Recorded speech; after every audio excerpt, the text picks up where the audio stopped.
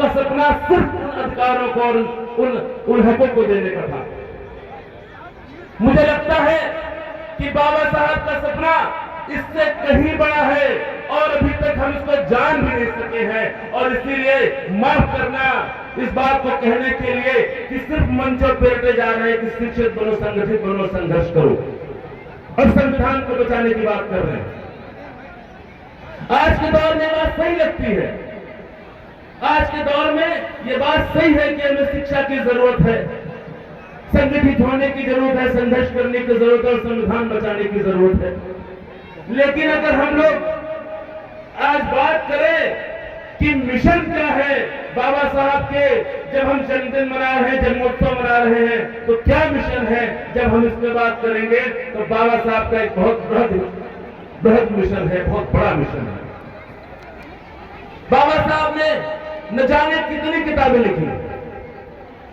यहां पर बैठे हुए हमारे साथी और मैं खुद भी आपको सारी किताबों का नाम नहीं गिना पाऊंगा, उसको पढ़ना तो बहुत दूर की बात। उन सब में बाबा साहब ने अपने मिशन को लिखने की कोशिश की है और जिन अधिकारों और जिन हकों को लेकर के हम लोग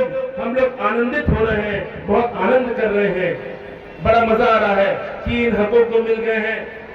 अब हम कुर्सी पर बैठ सकते हैं, मंच पर बैठ सकते हैं, अब हम लोग पानी पी सकते हैं, खाना खा सकते हैं, सड़क पर चल सकते हैं। अगर इन्हीं हकों को लेकर के हम लोग आनंद मना रहे हैं, खुशी मना रहे हैं और बस 14 अप्रैल के दिन या जब 22 अप्रैल को यहाँ कार्यक्रम मनाया जा रहा है तो आकर के अपना काम पूरा कर दे रहे हैं, तो मुझे लगता है हम लोग कभी कुछ नहीं समझे। तो इसलिए मैं कहना चाहता हूं कि आज की तारीख में बाबा साहब के मिशन को समझने के लिए हमको उनके उद्देश्यों को समझना पड़ेगा। और मैं आग्रह करना चाहता हूं कि जब भी यहाँ पर मंच पे कोई आए, मंच पे बोलने आए, तो कम से कम ये बता कर जाए कि बाबा साहब का कम से कम एक सिद्धांत, मिशन का एक सूत्र को लेकर के जाए। सिर्फ इतनी सी बात हम न जाने, सिर्फ इतनी सी बात न पहचाने कि बाबा साहब ने हमारे लिए चौदार में तालाब के अंदर हमको पानी पीने का अधिकार दिलाने के लिए संघर्ष किया था। निश्चित रूप से बाबा साहब ने किया था, लेकिन मैं आपसे कहना चाहता हूं कि जब तालाब के अंदर पानी पीने के अधिकार के लिए वो लड़ रहे थे तो सिर्फ तालाब के अंदर पानी पीने के अधिकार के लिए वो लड़ाई नहीं कर रहे थे। जब वो मंदिर प्रवेश के लिए लड़ाई कर रहे थे तो उनका उद्देश्य, उनका मकसद मंदिर के अंदर सिर्फ प्रवेश करना नहीं था। जब उन्होंने कहा कि हमारे देश से अस्पृश्यता खत्म होनी चाहिए, तब उनका मकसद सिर्फ अस्पृश्यता खत्म करने का नहीं था। साथियों, इसीलिए बाबा साहब को बार बार मैं याद करता हूं, बाबा साहब को मैं बार बार अपने दिल के अंदर याद करता हूं कि बाबा साहब ने जिन हकों की लड़ाई की है, संविधान तक जो अधिकार है, वो अधिकार सिर्फ हमको इसलिए दिलाए गए ताकि हम लड़ने के काबिल हो सकें।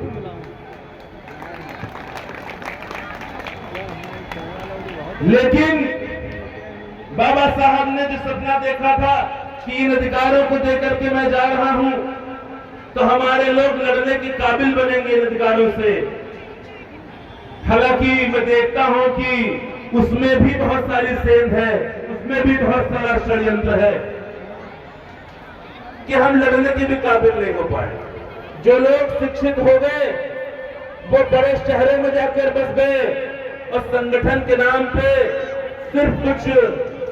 संचालक मुझे समय हो रहा है, मैं थोड़ा समय तो संगठन के नाम पर हम लोगों ने कुछ इस तरह के कार्यक्रम करने शुरू कर दिए और पूरे प्रदेश में, देश में कार्यक्रम होते हैं, अच्छी बात है, लेकिन हम संगठन के नाम पर सिर्फ उसी को समझते हैं और संघर्ष तो हमको पता नहीं है कि क्या करना है। तो इसलिए मैं आपसे कहना चाहता हूं, क्योंकि समय की सीमा है, पूरी बात नहीं बताई जा सकती, लेकिन फिर भी एक दो सूत्र देकर के जाना चाहता हूं, आपके बीच में आया हूं कि साथियों, कि सबसे पहले आपको समझना पड़ेगा कि आज के दौर में आपके ऊपर कौन सा हमला है। आपको इस दौर के अंदर अपनी साख बचाने के लिए, अपनी ताकत को एकजुट करने के लिए कहां से लड़ाई शुरू करनी पड़ेगी। तो मैं कहना चाहता हूं कि पहली बात जो आपको करनी चाहिए वो आपस में एकता बनाने का, एक साथ होने के लिए करनी चाहिए। अगर आपको कोई लड़ाई करनी चाहिए तो अगर बहुजन शब्द का इस्तेमाल किया जाता है, बहुजन की बात आती है, तो बहुजन के अंदर की जो एकता है, जो एकजुटता है, जो एक रूपता है, उसको बनाने के लिए हमें प्रयास करना चाहिए। अगर हम लोगों को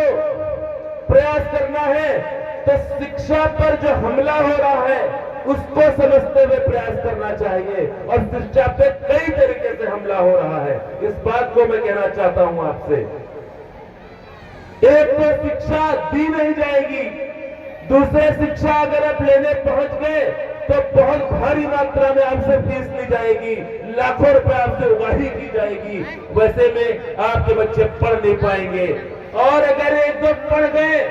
और रोजगार की मांग करने लगे तो इस देश के जितने भी सरमाएदार तथा कथित हैं, इस देश के जितने भी ठेकेदार हैं, वो आपको नौकरी देने से रोकेंगे। और अगर